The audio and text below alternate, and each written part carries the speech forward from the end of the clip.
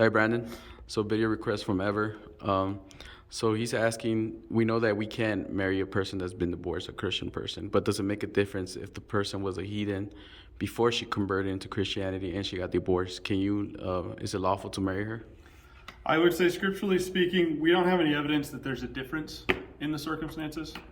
We know that God's the one that constituted the man and the wife in that type of a covenant, right? It's kind of his structure of that union between a man and a woman that God constituted. He doesn't say that if you get married and you're not saved, that he looks at that covenant as not valid, because he considers that still to be a covenant, right? There are unsaved people can still make dealings and business agreements and all those things, and they're still legally bound to each other in those agreements that they make.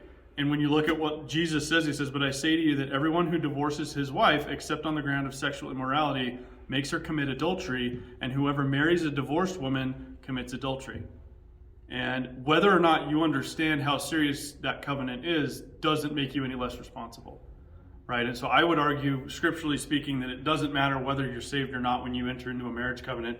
God considers that to be a covenant before himself. And when you make that divorce happen, you're responsible for doing what God has expected you to do, because you've partaken in something that he has structured, and you can't be, you can't really claim ignorance in committing sin against him, right? That's one of the things that we see throughout Scripture, is that we are all responsible for our own behavior. I mean, it says in Luke 16:18, same thing, recording the same message from Christ: "Everyone who divorces his wife and marries another commits adultery, and he who marries a woman divorced from her husband commits adultery."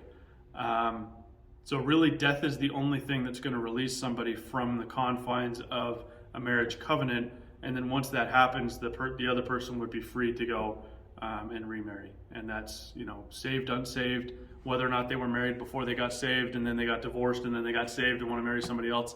God's pretty clear in his word that there's not any indicating factor between, there's no two groups where he considers one to have more freedom than the other, if that makes sense.